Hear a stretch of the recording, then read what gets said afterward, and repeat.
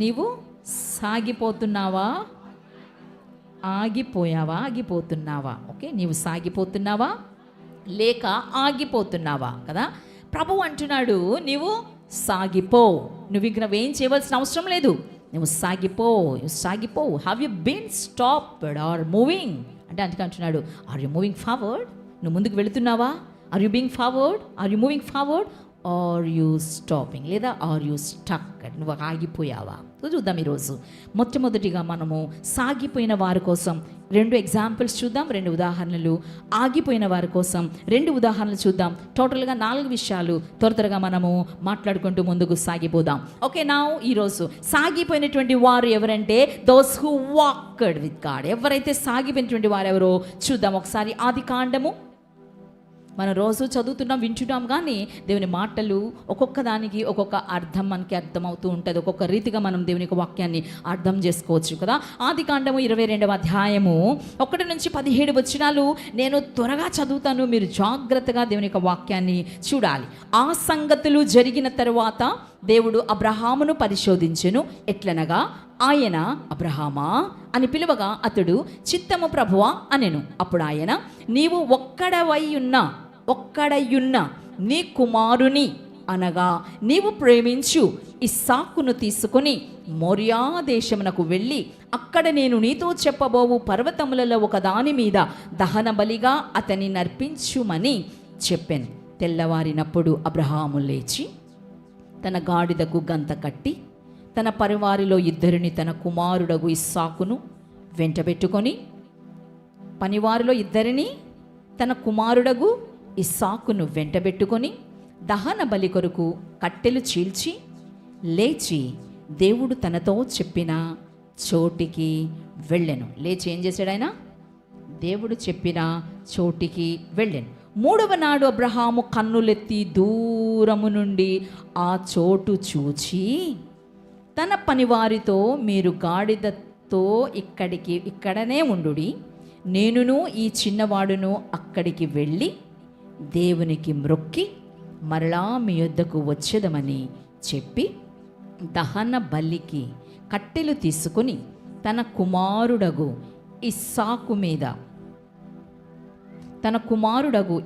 మీద పెట్టి తన చేతితో నిప్పును కత్తిని పట్టుకొని పోయాను. వారిద్దరూ కూడి వెళ్ళుచుండగా ఇస్సాకు తన తండ్రి అయిన అబ్రహాముతో, నా తండ్రి అని పిలిచాను.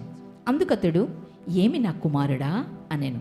అప్పుడతడు, నిప్పును కట్టెలను ఉన్నవి గాని దహనబలికి గొర్రెపిల్ల ఏది అని అడుగగా, అబ్రహాము, నా కుమారుడా, దేవుడే దహనబలికి గొర్రెపిల్లను చూచుకొనునని చెప్పాను.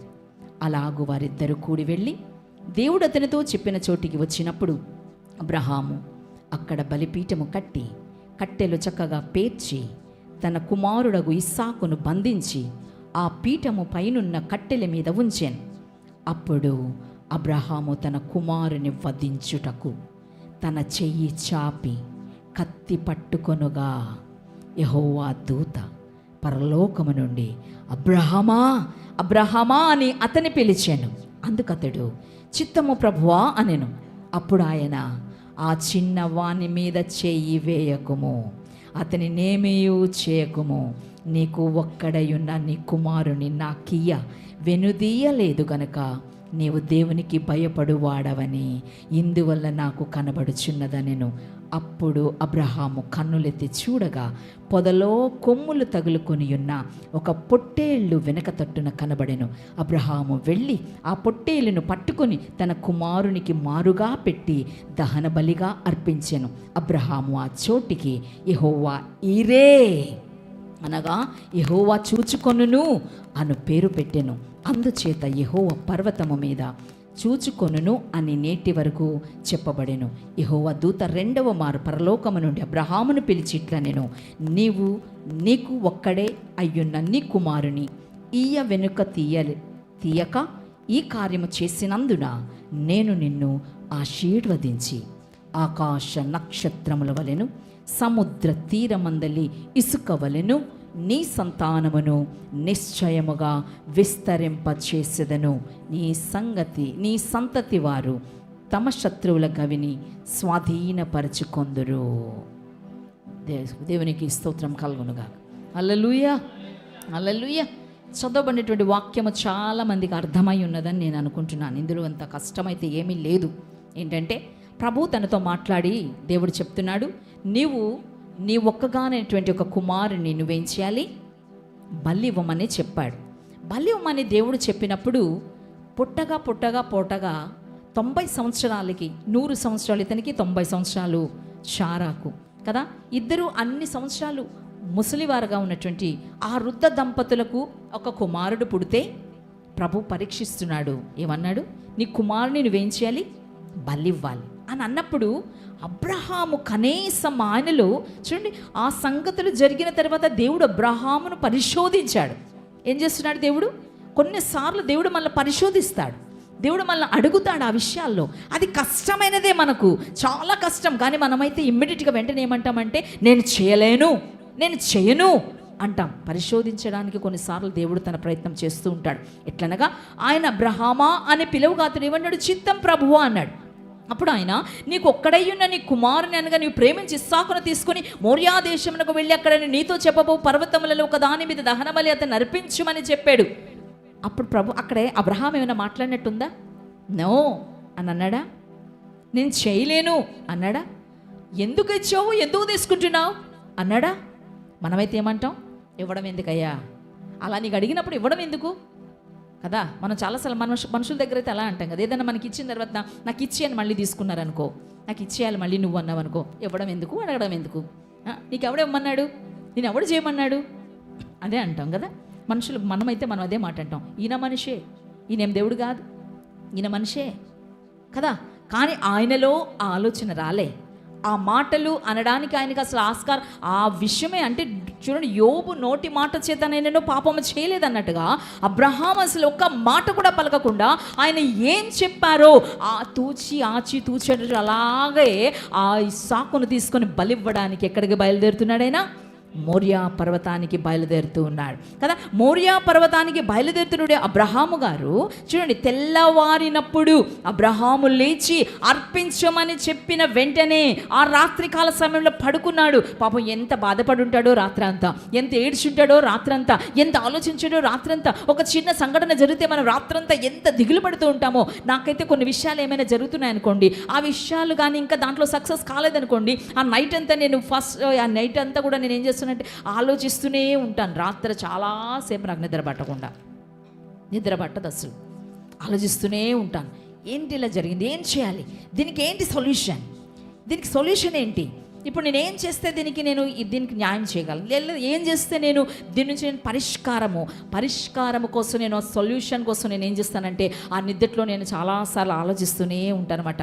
వాట్ షుడ్ ఐ డూ, ఏం చేయాలి ఇలా జరిగింది కదా అని చాలాసార్లు ఆలోచిస్తాను. వెంటనే మళ్ళీ రాత్రంతా నిద్ర పట్టదు, కనీసం 12 అవుతుంది. చూస్తాను, టైం చూస్తూ ఉంటాను, 11, తర్వాత చూస్తాను 12, 1 గంట, 2, 3 అయిపోతూ ఉంటుంది. అబ్బా నిద్ర పట్టట్లేదు, ఎంత పడుకుందామని ఎంత ట్రై చేస్తున్నా అదే ఆలోచన వస్తూ ఉంటుంది. సో నేను దీనికి సొల్యూషన్ ఏంటి, నేను ఎట్లా దీన్ని సాల్వ్ చేయాలి, ఎలా పరిష్కరించాలని చెప్పి రాత్రంతా ఆలోచిస్తూ ఉంటాను.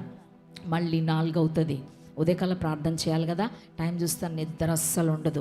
అయినా లెగుస్తాను, 4 గంటలకి లెగిచి మోకరించి ప్రార్థన చేస్తూ ఉంటాను.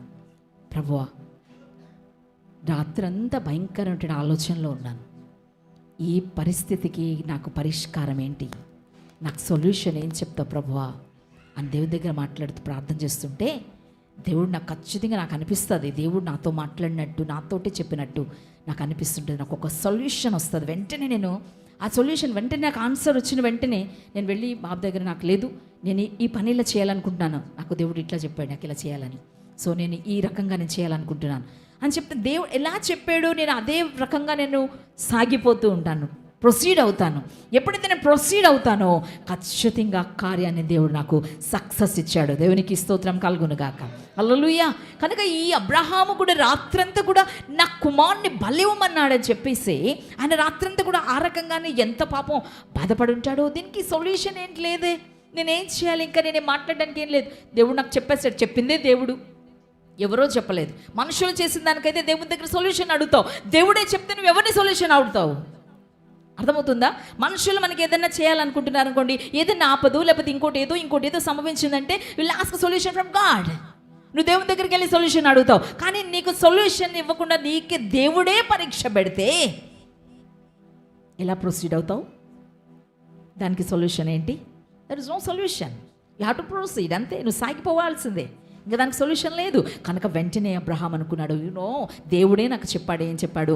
నీకు 90, 100 సంవత్సరాలు, 100 సంవత్సరాలు వచ్చినా నీకు కుమారుని ఇస్తానన్నాడు. నాకు కుమారుని ఇచ్చాడు కదా. సో నాకు ఏం చేయాలని కూడా దేవుడు నాకు చేశాడు. బట్ కనుక అటువంటి విశ్వాసంతో నేను దేవునిలో సాగిపోవాలనుకున్నాడు అబ్రహాము. దేవునికి స్తోత్రం కలుగును గాక.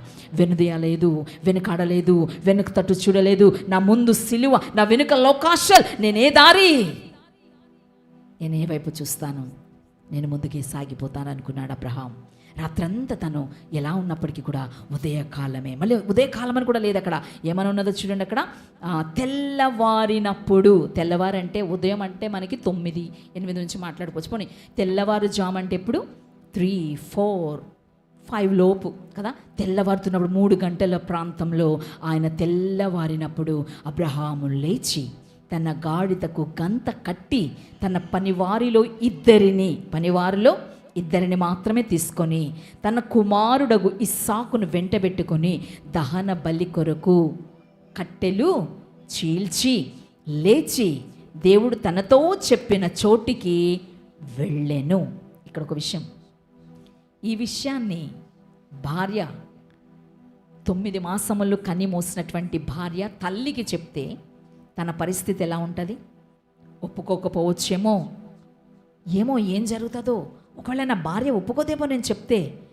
దేవుడు చెప్పినటువంటి అంత భయంకరమైనటువంటి పరిశోధించే ఆ మాట, నీ కుమారుని బలివ్వు అన్నటువంటి మాట ఆయన చెప్పాడు. ఎవరితో? అబ్రహాముతో. తండ్రి తన హృదయాన్ని కఠినపరుచుకొని ఉండొచ్చు, లేదా దేవుడు చెప్పాడు కనుక నేను చేయాలి అనే ఆలోచనతో తన ముందుకు వెళ్ళిపోయాడు. కానీ తన భార్య దగ్గరికి వెళ్ళి మాత్రం మాట చెప్పలే. ఎంత ధైర్యం ఉండాలండి. కానీ ఈరోజు ఇప్పుడున్నటువంటి మాటలు చూస్తే మనం ఏం చేస్తాం? ప్రతి చిన్న విషయం కూడా వెళ్ళి ఎవరిని అడగాలి? You have to take permission from your wife. Yes or no? Yes. ప్రతి విషయాన్ని కూడా నువ్వు వెళ్ళి ఎవరికి వెళ్ళి నువ్వు పర్మిషన్ అడగాలి? చెప్పరే, నేనేం అడగనండి అన్నట్టు నా వంగ చూస్తున్నారు. అని నువ్వు అడగలే. కొంతమంది ఉంటారులే, అజమాయిషి, నా మాట నువ్వు వినాలి అన్నాళ్ళు కొందరు ఉంటారు కదా. నా మాటే నువ్వు వినాలి, నువ్వు నాకు చెప్తే, నేను చెప్తే నువ్వు వినాలి, నువ్వు చెప్తే నేను వినేదేటే కదా. కొంతమంది అంటారు. మొన్న నాకు డాడీ అలాగే అన్నారన్నమాట, భార్య అంటే భర్తకు బానిస అయిపోవాలా? బానిసగా ఉండాలా భార్య? నో, దేవుడు ఏమన్నాడు తెలుసా? బానిసగా ఉండమనిలే. అలానే నెత్తి మీద ఎక్కి కూర్చోమని కూడా చెప్పలే. అది కూడా గుర్తుపెట్టుకోండి. నెత్తి మీద ఎక్కి కూర్చోమనిలే. భార్యను ప్రేమించమన్నాడు, భర్తను గౌరవించమన్నాడు. ఈ 2 గుర్తుపెట్టుకోండి. భార్యను ప్రేమించాలి, అది మీ బాధ్యత. ప్రేమించి వారికి కావలసినవన్నీ మీరు ఇస్తూ ఉండాలి, వారి ప్రేమను మీరు పొందాలి. అలానే భర్తను ఏం చేయాలి? గౌరవించాలి. ఏం చేయాలి? ఏం చేయాలి? గౌరవించాలి. భర్తని చాలా చక్కగా గౌరవించాలి. భర్తను గౌరవించాలి కదా. అంతే చాలామంది చెప్తారు భర్తను గౌరవించమన్నారు కదా అని. ఏం చేస్తారు చాలామంది? నువ్వు నా కాళ్ళ క్రింద ఉండమని చెప్పలేదు. అది కూడా భర్తలు గుర్తుపెట్టుకోవాలి. గౌరవించమన్నారు అంటే వీళ్ళకి మీరు గౌరవిస్తూ, వాళ్ళు మీకు అంటే భార్యలే భర్తల్ని గౌరవిస్తారు. అలానే భర్తలు కూడా at the same time you have to love your wife. అర్థమైందా? నీ భార్యను ఏం చేయాలి? ప్రేమించాలి. చెప్పరే, భార్యలు ఏం చేయాలి? మీరు చెప్పండి. ప్రేమించాలి. భర్తలను ఏం చేయాలి? కుమియలా? అలాగే వినబడుతుంది నాకు. భార్యను ఏం చేయాలి? పౌలు ఎక్కడున్నావు? భార్యను ఏం చేయాలి? ప్రేమించాలి. రైట్. భర్తలను ఏం చేయాలి? ఎస్, ఏం చేయాలి? గౌరవించాలి. ఇది మన సాంప్రదాయం కదండి. సో ఓకే, కనుక ఇక్కడ ఏం చేస్తున్నారంటే అబ్రహాము వెళ్ళి పర్మిషన్ తీసుకున్నాడా? మనమైతే పర్మిషన్ తీసుకుంటాం కదా, ప్రతి విషయాన్ని పర్మిషన్ తీసుకుంటాం.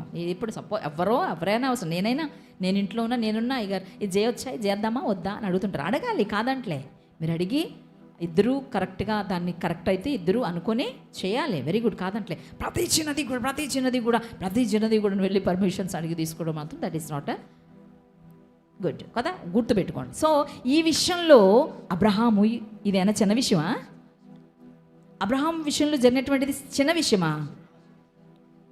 చాలా డేంజరస్ అది. బలిచ్చేసిన తర్వాత ఒకవేళ అబ్రహాం తిరిగి వస్తే షారా తిరగబడుతున్నప్పుడు అబ్రహాం పరిస్థితి ఏంటో ఒకసారి ఊహించండి. ఒకసారి ఆలోచిస్తేనే భయం వేస్తుంది. ఒకవేళ దేవుడే కానీ బలిస్తానన్నావు కదా, బలిచ్చే అని చెప్పేసి బలి తీసేసుకుని ఉండుంటే, ఒకవేళ తర్వాత నెక్స్ట్ అబ్రహాం ఇంటికి వెళ్ళిన తర్వాత షారా వెతుకుతూ ఉంటుంది, నా కుమారుడు ఎక్కడ ఇస్సాకు ఎక్కడ అని చెప్పి పాప వృద్ధాప్యంలో ఉన్నటువంటి ఆమె కుమారుడు కోసం వెతుకుతూ ఉంటుంది. అప్పుడు అబ్రహాము చక్కగా నెమ్మదిగా వచ్చి దేవుడు బలిమ్మన్నాడు, తీసుకొని వెళ్ళి నేను బలి చేశాను మోరియా పర్వతం మీద అని చెప్తే, దాన్ ద సిచ్యువేషన్ ఎలా ఉంటుంది? What's the situation? ఆ పరిస్థితి ఎలా ఉంటుంది? భయంకరమైన పరిస్థితి. ఎవడమ్మన్నాడు నీకు? ఎవడు చెప్పాడు ఇమ్మని చెప్పి? దేవుడిచ్చిన తర్వాత నీకెవడిచ్చాడు ఛాన్స్? నేను కన్న కుమారుడు. తల్లి చాలామంది ఏం చేస్తుంది, ఇద్దరు భార్యాభర్తలు గొడవాడుకుంటే పిల్లల్ని తీసుకొని తల్లి ముందు వెళ్ళిపోతుంది తప్ప పిల్లల్ని భర్త దగ్గర ఎవ్వరు పెట్టరు. సాధారణంగా నాకు తెలిసినంత వరకు ఉంచుతారా చెప్పండి? పిల్లల్ని తీసుకొనే వెళ్ళిపోతారు. ఎందుకంటే ఆ మమకారం అన్నది తల్లికి ఆ విధంగా ఉంటుంది. అలాంటి కుమారుని బలిచ్చాడంటే ఒకసారి ఆలోచించండి పరిస్థితి ఎలా ఉంటుందో కదా. కానీ అయినా కూడా ధైర్యము తెచ్చుకొని అబ్రహాము ముందుకు సాగిపోయాడు. దేవునికి స్తోత్రం కలుగునుగాక. హల్లెలూయా, హల్లెలూయా. కనుక ఈ చదివిన లేఖన భాగంలో మొట్టమొదటి పాయింట్ ఏంటంటే అబ్రహాము విశ్వాసములో సాగిపోయాడు. ఏంటండి అబ్రహాము? ఫస్ట్ పాయింట్, అబ్రహాము విశ్వాసంలో సాగిపోయాడు. ఏంటి ఆ విశ్వాసం? నేను నా కుమారుని మోరియా పర్వతం మీదగా తీసుకువెళ్ళి బలివ్వడానికి నేను బయలుదేరుతూ ఉన్నాను. యెహోవా ఈరే, దేవుడే చూచుకొనును, ఈయన చూచుకుంటాడు, ఆయనే ఉన్నాడు, ఆయన చెప్పింది చేయడం నా పని. తర్వాత ఏమి జరగాలో ఆయన ఇష్టం. నీ చేతనైన పని నువ్వు చేయి, నీకు చేతకాని పని ఏది ఉన్నదో ఆయన చేస్తాడు. చెప్పండి అందరూ ఒకసారి. నీకు చేతనైన పని నువ్వు చేయి, నీకు చేతకాని పని ఏదున్నదో ఆయన చేస్తాడు. దేవునికి స్తోత్రం కలుగునుగాక. హల్లెలూయా. సో నువ్వు భయపడవలసిన అవసరం లేదు. నువ్వేం చేయాలి? నువ్వు ముందుకు సాగిపోవాలి. You have to move forward. నువ్వు ముందుకు సాగిపోవాలి. ఏమవ్వాలి చెప్పండి? ముందుకు సాగిపోతూ ఉండాలి మాట. అందుకే అంటున్నాడు ఇక్కడ అబ్రహాము విశ్వాసముతో ఉన్నాడు, నా దేవుడే చూసుకుంటాడని. ఇంకో విషయం అక్కడ చూడండి, ఇంకో మాట చూద్దాం. లేచి దేవుడు తనతో చెప్పిన చోటికి వెళ్ళెను. 3వ నాడు, అంటే ఎన్ని రోజులే వెళ్ళారు? 3 రోజులు ప్రయాణం చేశారు కదా. మరి 3 రోజుల్లో ఈ తల్లి పరిస్థితి ఏంటి? షారా ఎక్కడున్నది? నా భర్త కనిపించట్లేదు, నా కుమారుడు కనిపించట్లేదు. ఒకరోజు 1 గంట కనబడపోతే మనం ఎలా అల్లాడిపోతుంటాం కదా. కానీ ఆ కుమారుడు, ఆ తండ్రి కనబడపోతున్నప్పటికీ, అంటే షారా కూడా ఒక విశ్వాసంతో ఉంది, నా భర్త నా కుమారుడు ఎక్కడున్నా ఎలా ఉంటారు? సురక్షితంగా ఉండుంటారు. దేవునికి స్తోత్రం కలుగునుగాక. That is the faith. అది విశ్వాసము షారాలో కూడా ఉండుంటుంది. అందుకే ఆయన వెంటనే ఏం చేశాడంటే అక్కడికి వెళ్ళినప్పుడు ఏం చూసాం అక్కడ? 3వ దినము అక్కడ ఉన్నటువంటి ఎవరిని తీసుకెళ్ళారు? 2 పనివారిని తీసుకెళ్లారు కదా. నేనును అక్కడ ఏమంటే మీరు గాడిదతో ఇక్కడనే ఉండుండి. ఇప్పుడు పర్వతం వరకు వెళ్ళారు. ఏ పర్వతం? మోరియా పర్వతం వరకు వెళ్ళారు. ఇక్కడే ఉండండి ఇప్పుడు మీరు. ఎవరు? ఆ 2 పనివారు తన గాడిద అక్కడ పెట్టి, ఇప్పుడు ఎవరెవరు వెళుతున్నారు పర్వతం పైకి? అబ్రహాము తన కుమారుడు ఇస్సాకును తీసుకొని మోరియా పర్వతం మీద వెళ్తున్నాడు. ఇంకొకటి గుర్తుపెట్టుకోండి, అక్కడికి వెళ్తున్నప్పుడు అంటే అక్కడ వరకు వచ్చినంత వరకు ఆయనతో వస్తున్నటువంటి పనివారికి కూడా విషయం తెలియదు. ఎంత లోపల ఎంత బాధపడుతుంటాడో కదా అబ్రహాం, ఎంత కుమిలిపోతుంటాడు కదా అబ్రహాం. కానీ ఆయనలో కుమిలిపోవడం కానీ బాధ కానీ ఆయనలో ఉన్నట్టు అక్కడ లేదు. విశ్వాసంతోనే ముందుకు సాగిపోతూ ఉన్నాడు. చప్పట్లు కూడా దేవుని స్తుతిద్దాం. హల్లెలూయా, హల్లెలూయా. అలాంటి పరిస్థితిలో కూడా తన విశ్వాసము ఇటు అటు కూడా చెదిరిపోలేదు. తను అలా ముందుకు వెళుతున్నాడు. పనివారిని అక్కడ పెట్టాడు, వారిని అక్కడ పెట్టాడు. కనీసం పనివారికి కూడా ఎవరిని తీసుకుని వెళ్తున్నాడు, ఏం జరుగుతుందో వారికి కూడా తెలియదు. మోరియా పర్వతం మీదకు వెళ్ళినాక అక్కడికి వెళుతున్నప్పుడు ఆ చిన్నవాడు ఏమంటున్నాడు తెలుసా? నేను ఈ చిన్నవాడును అక్కడికి వెళ్ళి దేవునికి మ్రొక్కి మరలా మీ యొద్దకు వచ్చేద్దామని చెప్పాడు. అక్కడ కూడా ఒక మాట చూడండి, ఏమంటున్నాడు? నేను అక్కడికి వెళ్ళి మేమిద్దరము కలిసి ఏం చేస్తాం, పర్వతం మీద దేవునికి మొక్కుతాం, అక్కడి నుంచి మళ్ళీ మేమిద్దరం వస్తామనండి, నేను ఒక్కడే వస్తాననిలే. చూసారు ఎంత విశ్వాసం, that is the faith of Abraham. ఏముంది ఆయనకి, నేను వెళ్ళిన తర్వాత ఆయనకు మొక్కేసి నేను వస్తాననిలే, నేను అక్కడికి వెళ్ళిన తర్వాత నేను వచ్చేస్తాను ఇక్కడే ఉండండి అనలే. అక్కడ ఏకవచనం ఎక్కడ సంబోధించలేదు. ఆయన మాట్లాడింది ఒకే మాట, నేనును నా కుమారుడును అక్కడికి వెళ్ళి ఆయనకు మొక్కి మళ్ళీ మేము మీ దగ్గరికి వస్తాము. దేవునికి స్తోత్రం కలుగునుగాక. హల్లెలూయా. అందుకే అతనికి ఉన్నటువంటి విశ్వాసము ఎవరిలో కూడా లేదు. అందుకే ఆయన ఏమంటారు, విశ్వాసులకు తండ్రి, father Abraham. He's the father Abraham, తండ్రి కదా. సో ఆయనలో ఉన్నటువంటి విశ్వాసం అంత గొప్పది మాట. ఆయన ఏమంటాడు, అక్కడికి వెళుతున్నప్పుడు కూడా కుమారుడు కూడా ఏమనలేదు, కానీ తర్వాత అంటున్నాడు, దహన బలికి కట్టెలు పేరుస్తున్నప్పుడు మాత్రము కుమారునికి ఒక చిన్న డౌట్ వచ్చింది. మా డాడీ ఎప్పుడు దహన బలి అర్పించినా ఏదో ఒక గొర్రె కానీ ఏదో ఒకటి ఇక్కడ ఉండాలి కదా, బలి పశువు ఉండాలి కదా, ఇక్కడ ఏమీ లేదు, ఎలా బలర్పిస్తాడు ఇప్పుడు మా డాడ్ అని చెప్పి అబ్రహాము కుమారుడు ఇస్సాకు, ఐజాక్ ఏమంటున్నాడంటే అబ్రహాముతో అంటున్నాడు, డాడీ అన్నీ ఉన్నాయి, అన్నీ తీసుకొచ్చారు, అంత బాగుంది, బట్ బలి పశువేది అన్నప్పుడు ఆయన అంటున్నాడు, ఆయన ఏమని అన్నాడా, నువ్వే బలి పశువు అన్నాడా? చెప్పండి ఒక మాట, అక్కడేనుందా చూడండి.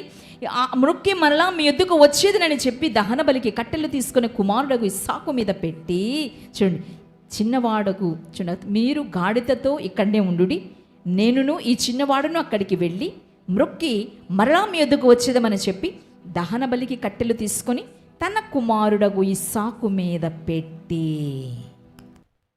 ఏం చేశాడండి, బలి పశువు ఏది అని అడిగిన తర్వాత ఏమంటున్నాడు ఈయన చెప్పండి, అడిగారా లేదా? అప్పుడు ఏం చేస్తున్నాడు, 2 చేతులు కట్టి, మీకు దానిలో చూస్తే కనిపిస్తుంది, ఆ చిన్న కుమారుని యొక్క 2 చేతులు ఏం చేశారు, వెనక్కి చేతులు కడతారు ముందు, అది కనిపిస్తుందా, చేతులు 2 కట్టేసి కడుతున్నప్పుడు కూడా కుమారుడు కనీసం డాడీ నన్నెందుకు కట్టేస్తున్నారు డాడీ అని అక్కడ అడగలే, బలి పశువేది అని అడిగాడంతే. కానీ 2 చేతులు కడుతున్నప్పుడు డాడీ నన్నెందుకు కడుతున్నారు డాడీ, మనమైతే ఏం చేస్తాం, నన్నెందుకు కడుతున్నావు, నీకు ఎవడిచ్చాడు ఈ అధికారం, కనడం వరకే నీ పని, నా ఇష్టం వచ్చిన వాడిని నేను పెళ్లి చేసుకుంటా, నా ఇష్టం వచ్చిన వాడిని నేను చేసుకుంటా, నా ఇష్టం వచ్చిన దాన్ని నేను పెళ్లి చేసుకుంటా, నువ్వేంటి అంటే అడిగేవాడు, నువ్వెవడివి, కనడం వరకే మీ బాధ్యత, నేను మేజర్ అని చెప్పేవాళ్ళు ఉన్నారు. ఇప్పుడు లేరా? నాకు ఇప్పుడు 18 సంవత్సరాలు తీరిపోయినాయి, నేను మైనర్ తీరిపోయిన దాన్ని, నేను ఇప్పుడు మైనర్ కాదు, నా ఇష్టమైన వాడిని నేను పెళ్లి చేసుకుంటా, నా ఇష్టమైన దాన్ని పెళ్లి చేసుకుంటా, నువ్వెవరితో అన్నట్టు మాట్లాడుతున్నారు ఇప్పుడున్నటువంటి పిల్లలు. ఎవరితో? తల్లిదండ్రులతో. బట్ ఒక్క మాట కూడా మారు పలకకుండా ఇస్సాకు ఏమంటున్నారంటే, 2 చేతులు కడుతున్నప్పటికీ కూడా ఏమీ మాట్లాడడం లేదు. చూద్దాం, అక్కడ చూద్దాం. అబ్రహాము అక్కడ బలిపీఠమును కట్టి కట్టెలు చక్కగా పేర్చి తన కుమారుడు ఇస్సాకును బంధించి ఆ పీఠము పైనున్న కట్టెల మీద ఉంచెను. అప్పుడు అబ్రహాము తన కుమారుని వధించుటకు, చూడండి, తన చెయ్యి చాపి కత్తి పట్టుకొనుగా యెహోవా దూత పరలోకము నుండి, అక్కడ వెలుగొస్తుంది చూసారా, యెహోవా దూత పరలోకము నుండి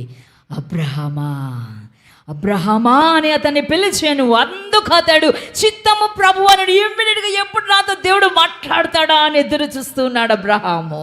దేవునికి స్తోత్రం కలుగునుగాక. హల్లెలూయా. చప్పట్లు కూడా దేవునికి అడిగా స్తుతిద్దాం. దేవుడు నాతో ఎప్పుడు మాట్లాడతాడో, నాతో మాట్లాడతాడు. ఈ మాట్లాడే దేవుడు నాకు విశ్వాసం ఉన్నది, ఈయన నాతో మాట్లాడతాడని దేవుని కొరకు, ఆ స్వరము కొరకు ఎదురు చూస్తున్నాడు అబ్రహాము. అయినప్పటికీ తన కత్తెను చేత పట్టుకొని వధించడానికి చెయ్యి ఎప్పుడైతే ఎత్తాడో, అబ్రహామా అనగానే ఆయనలో ఎంత హ్యాపీనెస్ అండి, ఎంత సంతోషం అండి. తన కుమారుని బలివ్వడానికి నిలబడినటువంటి అబ్రహాము ఇప్పుడు దేవుడు మాట్లాడుతుంటే ఆయనలో ఉన్నటువంటి ఆనందము, సంతోషం, అబ్బా దేవుడు నాతో మాట్లాడుతున్నాడు, ఇప్పుడు ఏం చెప్పబోతున్నాడు అని he's eagerly waiting for the word of God. దేవునికి స్తోత్రం కలుగునుగాక.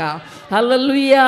ఎంతో ఆతృతతో ఆయన వైపు చూస్తున్నాడు. ఆయన వైపు చూస్తుండగా అబ్రహాము తనతో మాట్లాడుతున్నాడు. ఏమనంటే, చిత్తము ప్రభువా అనగానే ఈ చిన్నవాని మీద చేయి వేయకము, ఆ చిన్నవాని మీద చేయి వేయకము, అతని నేమియు చేయకము, నీకు ఒక్కడయ్యున్న నీ కుమారుని నాకియ వెనుదీయలేదు గనక నీవు దేవునికి భయపడవాడవని ఇందువల్ల నాకు కనబడుచున్నది. చెప్పటకూడదు దేవుని స్తుతిద్దాం.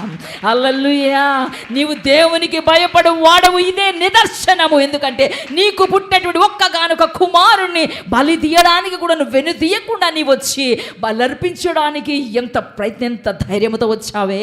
నీ భార్యకు చెప్పకుండా, నీ పని వారికి చెప్పకుండా, కనీసం నీ కుమారుని కూడా చెప్పకుండా, నీ విశ్వాసాన్ని బట్టి, నీకున్నటువంటి విశ్వాసాన్ని చూసి నేను ఏమంటూ అవుతున్నాను, బళ్ళా నమ్మకమైన నా దాసుడా, బళ్ళా నమ్మకమైన అబ్రహామా అని ప్రభు ఎంత సంతోషించుంటాడో.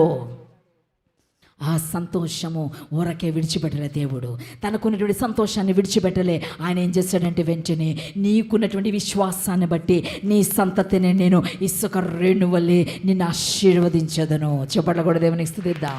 హల్లెలూయా, హల్లెలూయా. అందుచేత అని అంటున్నాడు యెహోవా అక్కడ అంటున్నాడు. అప్పుడు ఆయన చూస్తే అక్కడ ఏం కనిపించింది? ఇంకా పొట్టేళ్ళు కనిపించింది. ఆ యెహోవా ఈరే అప్పుడు వచ్చింది. మనం పాడతాం చూడండి.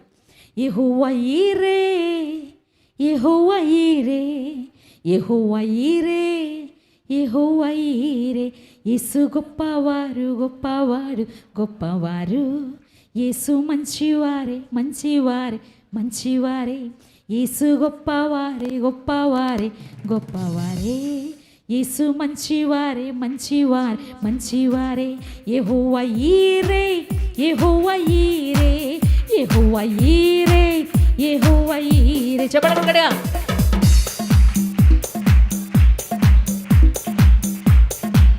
యెహోవా ఈరే, యేసు గొప్పవారే, గొప్పవారే, గొప్పవారే, యేసు మంచివారే, మంచివారే, మంచివారే, యేసు గొప్పవారే, గొప్పవారే, గొప్పవారే, యేసు మంచివారే, మంచివారే, మంచివారే, యెహోవా ఈరే, యెహోవా ఈరే, యెహోవా ఈరే, యెహోవా ఈరే, యెహోవా ఈరే, యెహోవా ఈరే, యెహోవా ఈరే, యెహోవా ఈరే, యేసు గొప్పవారే, గొప్పవారే, గొప్పవారే, యేసు మంచివారే, మంచివారే, మంచివారే.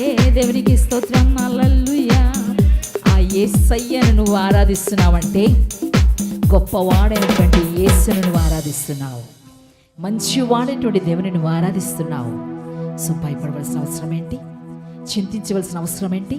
నువ్వేం చేయాలంటే సాగిపోవాలి, ఆగిపోకూడదు. అబ్రహాము సాగిపోయాడు.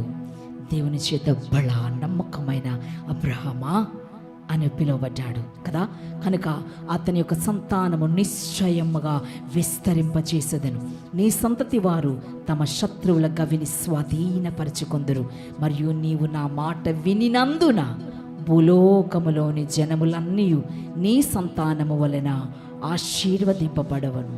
నా తోడని ప్రమాణము చేసి ఉన్నానని యెహోవా, నా తోడని ప్రమాణము చేసి ఉన్నానని యెహోవా సెలవిచ్చెను. దేవునికి స్తోత్రం కలుగునుగాక. హల్లెలూయా. ఎంతటి గొప్ప ఆశీర్వాదం ఇచ్చాడండి దేవుడు. దేవుడు ఎంతగా ఆశీర్వదించాడు. సో మనం ఏం చేయాలి? స్టక్ అయిపోవాలా? ఆగిపోవాలా? Have you been stopped? Have you been stopped or moving? Or moving? నువ్వు నడుస్తున్నావా? నువ్వు సాగిపోతున్నావా? లేక ఆగిపోయావా? ఈరోజు నువ్వు మాటలు వింటున్నావు. ఎక్కడైనా ఒకవేళ ఆగిపోయి ఉంటే అబ్రహాముని జ్ఞాపకం చేసుకో. నీకు ఆశీర్వాదం కావాలంటే అబ్రహాముని జ్ఞాపకం చేసుకో. అబ్రహాముకు చేసినటువంటి గొప్ప మేళ్ళు, అబ్రహాముకు చూపినటువంటి గొప్ప ప్రేమ, అబ్రహాం పట్ల చేసినటువంటి గొప్ప కార్యము దేవుడు నా జీవితంలో చేయడా? చేస్తాడు. కనుక అబ్రహామును చూసి ముందుకు సాగిపోవాలి కదా.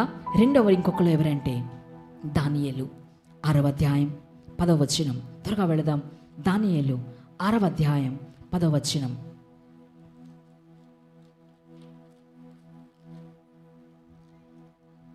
ఆరవ అధ్యాయం 10వ వచనం.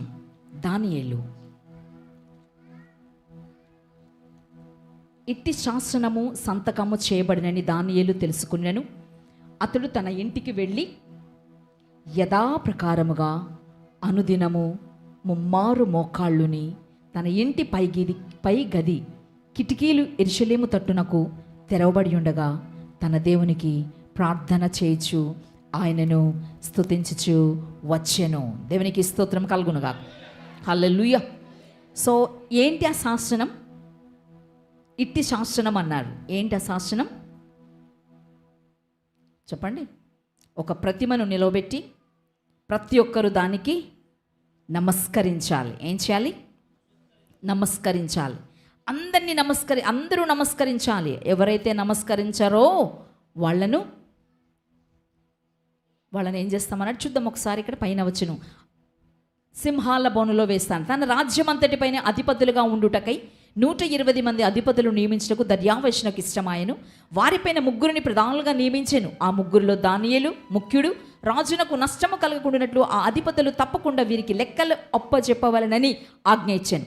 ఈ దానియేలు అతి శ్రేష్టమైన బుద్ధిగలవాడై ప్రధానులలోనూ అధిపతులలోనూ ప్రఖ్యాతి నొంది ఉండెను గనక రాజ్యమంతటి మీద అతని నియమింపవలనని రాజు ఉద్దేశించెను. అందుకు ప్రధానులను అధిపతులను రాజ్యపాలన విషయంలో దానియేలు మీద ఏదైనా ఒక నింద మోపవలనని ఉండి తగిన హేతువు కనిపెట్టుచుండిరి. గాని దానియేలు నమ్మకస్తుడై ఏ నేరమైనను ఏ తప్పైనను చేయువాడు కాడు గనుక దానియేలులో తప్పైనను లోపమైనను కనుగొనగలేకపోయేరి. అందుక మనుష్యులు అతని దేవుని పద్ధతి విషయమందే గాని మరి ఏ విషయమందును అతనికి లోపము కనుగొనలేమనుకొనిరి. ఎక్కడ లొంగుతాడు? దేవుని విషయంలో తప్ప ఎక్కడు లొంగడు అనుకొని. కాబట్టి ఆ ప్రధానులను అధిపతులను రాజునద్దకు సందడిగా కూడి వచ్చి ఇట్లనిరి, రాజగు దర్యావేషు చిరంజీవయుందువుగాక. రాజ్యపు ప్రధానులు, సేనాధిపతులు, అధిపతులు, మంత్రులు, సంస్థానాధిపతులు అందరూ కూడి రాజొక ఖండితమైన చట్టము స్థిరపరిచి దాన్ని శాసనముగా చాటింపజేయనట్లు యోచన చేసిరి. ఎట్లనగా 30 దినముల వరకు నీ యొద్ద తప్ప మరి ఏ దేవుని యొద్దనైనను మానవుని యొద్దనైనను ఎవడును ఏ మనవియో చేయకూడదు. ఇది శాసనం. ఏంటా శాసనం చెప్పండి? ఆ రాజు దగ్గర తప్ప, రాజైన దర్యావేషు దగ్గర తప్ప ఏ దేవుని యొద్ద అయినను మానవుని యొద్ద అయినను ఎవడును ఏ మనవి ఏమి చెప్పకూడదు. ఎన్ని రోజులు? 30 దినములు, అంటే 1 మంత్. ఎవరికి చెప్పకూడదు. అంటే ఒక్క రోజు కూడా ప్రార్థన చేయకుండా ఉండలేడు. 1 గంట అంటే 3 పూటలు ప్రార్థన చేస్తారు ఆయన. అలాంటిది 1 పూట ప్రార్థన చేయకుండానే ఉండలేనటువంటి దానియేలు 30 రోజులు ప్రార్థన చేయకుండా ఉండాలంటే ఎలా ఉండగలుగుతాడు? 30 ఎక్కడ 3 ఎక్కడ కదా, 30 ఎక్కడ 3 పూటలు ప్రార్థన చేసేటువంటి వాడు. అలాంటిది ఈ 3 పూటలు ప్రార్థన చే 30 రోజులు ఉండాలా ఎలా అనుకొని భయపడిపోయి అతను ఓ మూలకెళ్ళిపోయి ఎవరికి తెలియకుండా ఉండి రహస్యంగా అతను ఏం చేస్తున్నాడు తెలుసు? అయినప్పటికీ కూడా ఆయన ఏమాత్రం భయపడకుండా, చూడండి అక్కడ ఉంది, కాగా రాజగు దర్యావేషు శాసనము రాయించి సంతకము చేశాను. ఇట్టి శాసనము సంతకము చేయబడనని దానియేలు కొనినను.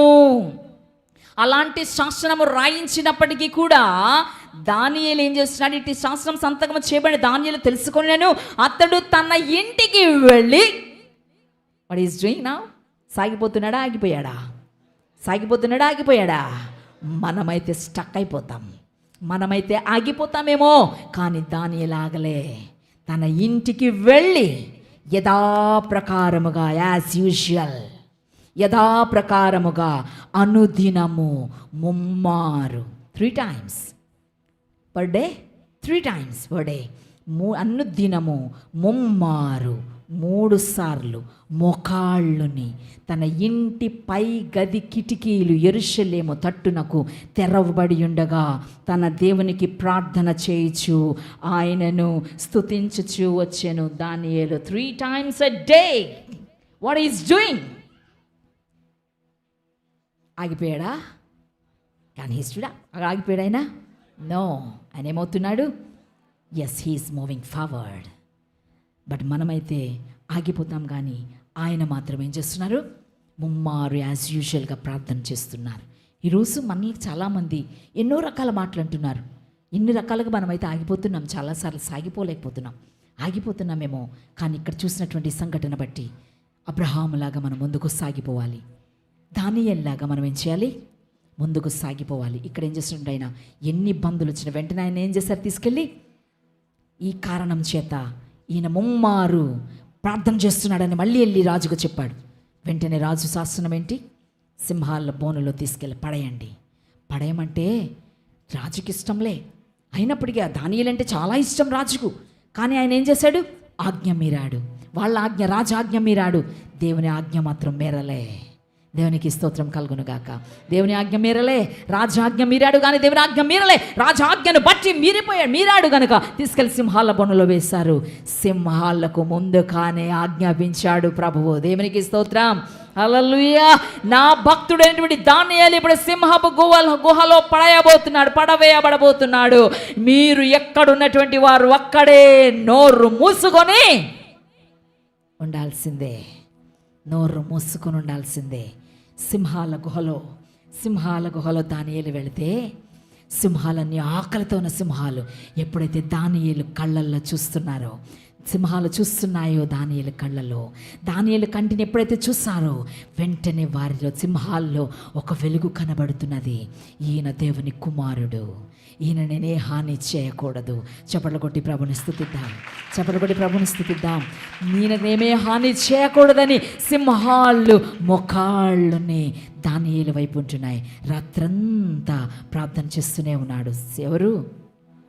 దానియేలు. మరి రాజు వచ్చి మళ్ళీ అంటున్నాడు, ఏమంటున్నాడు? జీవము గల దేవుణ్ణి ఆరాధిస్తున్నావు దానియేలు, నీవు బ్రతికున్నావా అంటుంటే నేను నీక దాసుడను, నేను బ్రతికే ఉన్నానా దేవుని కృప వలన. దేవునికి స్తోత్రం కలుగునుగాక. హల్లెలూయా. నీవు అనుదినము తప్పక సేవించుచున్నా నీ దేవుడే నిన్ను రక్షించునని దానియేలుతో చెప్పాను. చెప్పలో కూడా దేవుని స్తుతిద్దాం. హల్లెలూయా. అతి గొప్ప సాక్ష్యం అండి. ఆ సాక్ష్యాన్ని కలిగి ఉన్నావా నీవు? ఈరోజు నీతో దేవుడు మాట్లాడుతున్నాడంటే నీవు ఏ సాక్ష్యం కలిగి ఉన్నావు? నీవు ప్రక్కన వారు నువ్వేం చేస్తావులే అన్న విధము కాదు, కానీ నీవు ఆరాధిస్తున్నావే ఆ దేవుడే నిన్ను కాపాడుతాడు. నిన్ను ఆరాధిస్తున్నావే ఆ దేవుడే నిన్ను నడిపిస్తాడు. అది గొప్ప సాక్ష్యము. ఎక్కువ జామునే, తెల్లవారుజామునే ఈ రాత్రంతా కూడా కొట్టుకుంటున్నాడు ఎవరు? రాజు. నిద్ర లేదు. తెల్లవారుజామున రాజు వేగిరమే లేచి సింహముల గుహముల దగ్గరకు త్వరపడిపోయాను.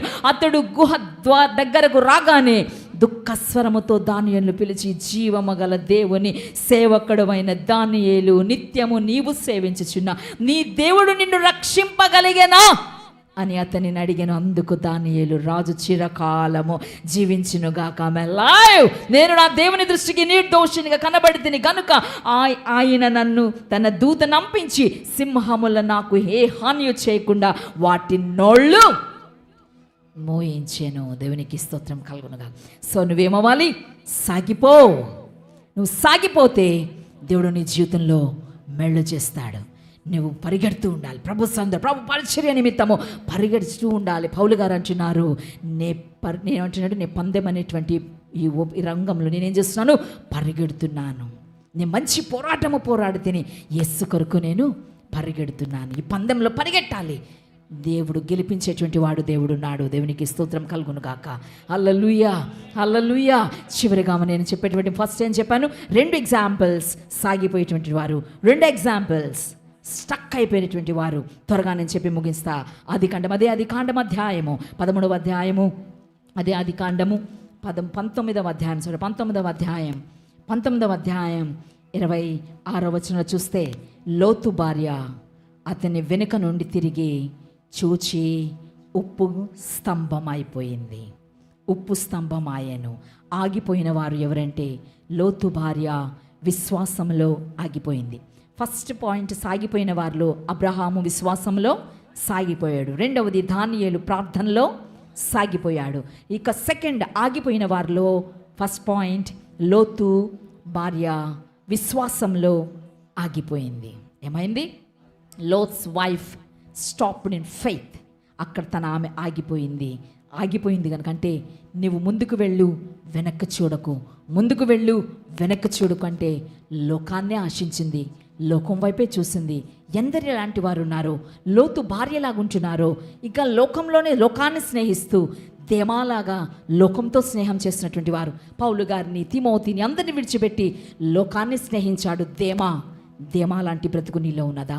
స్టక్ అయిపోయాడు దేమా. లోతు భార్య స్టక్ అయిపోయింది. అక్కడ వెనుక తిరిగింది. చూడకు, వద్దు. తన భర్త చెప్తున్నాడు, వద్దు, చూడకు.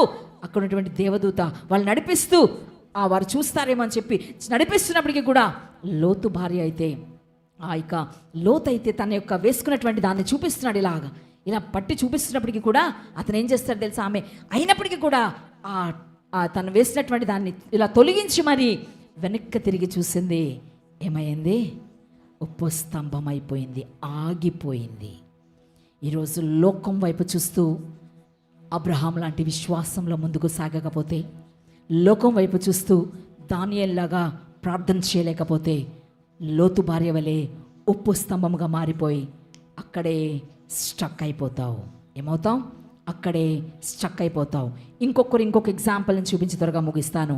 న్యాయాధిపతులు 16వ అధ్యాయం 28-30 వచనంలో ఆ గుడికి ఆధారముగానున్న 2 మధ్యస్తంభములలో ఒకదాన్ని కుడి చేతను ఒకదానిని ఎడమ చేతను పట్టుకొని నేనును ఫిలిస్తీయులను చనిపోదము గాక అని చెప్పి బలముతో వంగినప్పుడు గుడి ఆ సర్దారుల మీదను దానిలో ఉన్న జనులందరి మీదను పడెను. మరణకాలంలో అతడు చంపబడిన వారి శవముల లెక్క జీవితకాలమందు అతడు చంపిన వారి లెక్క కంటే ఎక్కువ ఆయను. అంటే సంసోను ఎక్కడ ఆగిపోయాడంటే భక్తిలో ఆగిపోయాడు. ఎక్కడ ఆగిపోయాడు? భక్తిలో. సామ్సోన్ స్టాప్డ్ ఇన్ డివోషన్, గాడ్లీనెస్. దేవుడు తనకు నాజీరు చేయబడి ఆ యొక్క వెంట్రుకలను కట్ చేయొద్దని చెప్పాడు. నేను బలవంతుడుగా నేను వాడుకుంటాను. సంసోన్ అంటే ఎంత బలవంతుడు కదా, ఎంత బలవంతుడు కదా, గొప్ప వీరుడు. సంసోన్ అంటే ఒక గొప్ప వీరుడు. అంత గొప్ప వీరుడుగా నిలబెట్టినటువంటి సంసోన్ ఒక వేశ్య వలలో చిక్కుకొని ఆ వేశ్య ద్వారా తన జీవితాన్ని పాడు చేసుకొని 2 కళ్ళు కోల్పోయాడు. 2 కళ్ళు తీసేశారు అతనికి. ఎందుకంటే ఆగిపోయాడు గనక. ముందుకి సాగిపోలేకపోయాడు, ఆగిపోయాడు. అప్పుడు ప్రార్థిస్తున్నాడు దేవుని దగ్గర. కానీ జీవితంలో ముందుకు వెళ్ళగలిగాడా? లేదు. ఆ 2 స్తంభాలు పట్టుకొని ఈయన చనిపోయాడు. అందరినీ కూడా వారు చనిపోయారు, ఈయన చనిపోయాడు. అదే కానీ సాగిపోయిండుంటే ఇతని జీవితంలో ఎంత మేళ్ళు చూస్తుండేవాడో. దేవునికి స్తోత్రం కలుగునుగా. కానీ చూడలేకపోయాడు. కారణం ఏంటంటే ఆగిపోయాడు. ఏమయ్యాడు? సంసోన్ ఏమయ్యాడు? ఆగిపోయాడు. ఎంత బలవంతుడండి సంసోన్. అంటే మందికి ఏమాయేను సంసోను వ్యభిచార మత్తులో మునిగేనురా, 2 కళ్ళు కోల్పోయేను, దైవాభిషేకము పోయేనురా. దైవాభిషేకాన్ని పోగొట్టుకున్నాడు. బలవంతుడే బలి అయినాడు, యోచించుకో నీ గతి ఏమౌనో, యోచించుకో నీ గతి ఏమౌనో. పాపం పాము వంటిది, పగపట్టి నిన్ను తరుమునురా, కాటు వేయక మానదురా, ఎవరిని అది వదలదురా. యవ్వనుడా యవ్వనుడా ఈ లోకం చెడ్డదిరా, ఇప్పుడైనా నీ కళ్ళు తెరువరా, ఇప్పుడైనా నీ కళ్ళు తెరువరా. Don't waste your time on your mobile, on ఏంటిది స్వైపింగ్, రీల్స్, ఇవన్నీ. ఇప్పుడైనా నీ కళ్ళు తెరువరా, పాపం పాము వంటిది, పగపట్టి నిన్ను తరుమునురా, కాటు వేయక మానదురా, ఎవరిని అది వదలదురా. యవ్వనుడా నీ కళ్ళు. అది యవ్వనుడా, యవ్వనులకు చెప్తున్నారు, నాకు కాదులే అనుకోక. to every person, to each and every person, those who are believing God, they have to beware. They have to beware. జాగ్రత్త కలిగి ఉండాలి, జాగ్రత్త కలిగి ఉండాలి. ఇక్కడ ఇద్దరిని చూస్తున్నాం, సాగిపోయినటువంటి వారు చాలామంది ఉన్నారు, కానీ నేను తీసుకున్నది ఇద్దరి కోసమే. ఒకరు అబ్రహాము సాగిపోయాడు విశ్వాసంలో, రెండో వాళ్ళు దానియేలు ప్రార్థనలో సాగిపోయారు కనుక దేవుడు సింహాల నోళ్ల నుంచి ఆయన రక్షించాడు. ఇక ఆగిపోయిన వారిలో లోతు భార్య ఆగిపోయింది, ఉప్పు స్తంభముగా మారిపోయింది. దానికి ప్రతిఫలం ఉప్పు స్తంభంగా మారిపోయింది.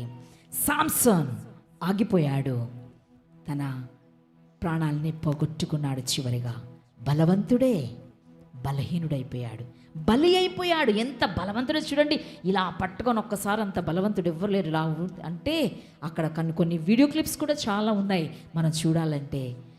వాటిని ఊపినప్పుడు అంత బలవంతుడు బలి అయిపోయాడండి ఆగిపోవడం వల్ల. నాకు బలం ఉందనుకుంటున్నావా? నాకు చదువు ఉందనుకుంటున్నావా?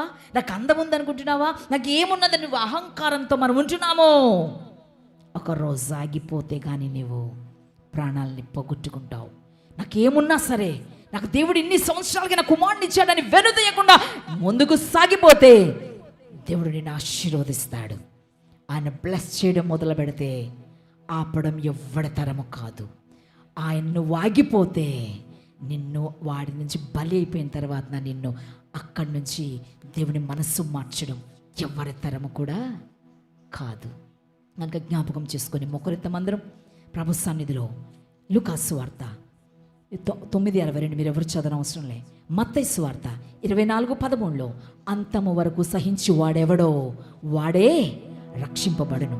చివరి వరకు నువ్వు సహించాలి, చివరి వరకు నువ్వు మిగిలి ఉండాలి, చివరి వరకు సాగిపోతూనే ఉండాలి. అలాంటి వారు దేవుడు రక్షిస్తాడు. లూకా 9:62 నాగట్టి మీద చెయ్యి పెట్టి వెనుక తట్టు చూచి వాడెవడును దేవుని రాజ్యమునకు పాత్రుడు కాడు. నీవు గనక అంతము వరకు సహిస్తే నువ్వు రక్షింపబడతావు. ఈ బాధలు, ఈ ఇబ్బందులు, ఈ సమస్యలు నువ్వు సహిస్తే దేవుని రాజ్యంలో ఉంటావు. ఒకవేళ నీవు నాగట్టి పైన చేయి పెట్టి వెనుక తిరిగావో, లోకం వైపు చూసావో, దేవుని రాజ్యమునకు నువ్వు పాత్రుడవు కాదు అని యేసయ్య మాట్లాడుతున్నారు ఈరోజు ఈ మధ్యాహ్న కాల సమయంలో. నువ్వు ఎలా ఉన్నావు? Have you been stopped or moving? నువ్వు ముందుకు వెళుతున్నావా లేదా ఎక్కడైనా స్టక్ అయిపోయావా? చాలామంది స్టక్ అయిపోయినటువంటి వారు ముందుకు వెళుతూనే ఉన్నారు, ముందుకు నడవడానికి ప్రయత్నం చేస్తూనే ఉన్నారు. అలాంటి వారిని దేవుడు దీవించబోతున్నాడు. ఒకవేళ ముందుకు నడిచినటువంటి దానవు, ముందుకు నడిచినటువంటి వాడవు, ఇంకా నువ్వు స్టక్ అయిపోతూ ఉంటే, ఒకవేళ నువ్వు ఆగిపోతే జాగ్రత్త, అక్కడే ఆగిపోతావు. మరి ముందుకు వెళ్ళలేవు. సందులో ప్రార్థన పూర్వకంగా ఉందా? ప్రైజ్ జీసస్, హల్లెలూయా.